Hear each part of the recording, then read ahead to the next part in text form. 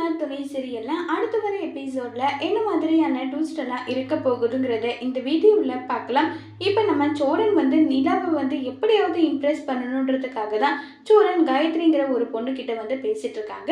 அந்த காயத்ரிங்கிற பொண்ணு பார்த்தீங்கன்னா இப்போ ரொம்பவே இன்ட்ரெஸ்டாக இப்போ நம்ம சோழன் மேலே ரொம்பவே பாசமாக இருக்காங்க.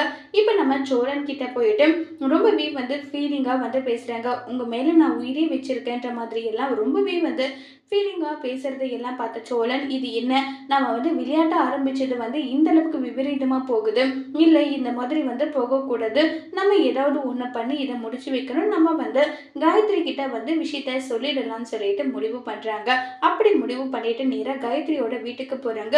காயத்ரி, என்ன விஷயம் சோழன், என்ன பார்க்கறதுக்காக நீங்கள் வந்திருக்கீங்க, எனக்கு இது அவ்வளோ சந்தோஷமாக இருக்குன்னு சொல்லி ரொம்பவே சந்தோஷமாக பேசுகிறாங்க. பேசிட்டு, இல்லை காயோ, நான் உங்ககிட்ட ஒரு முக்கியமான விஷயம் பேசணும், அதுக்காக தான் வந்திருக்கேன்னு சொல்கிறாங்க.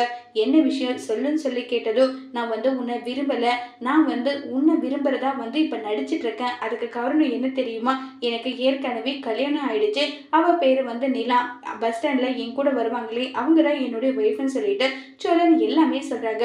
இதை கேட்ட காயத்ரி எல்லாம் தாங்க முடியறதில்ல.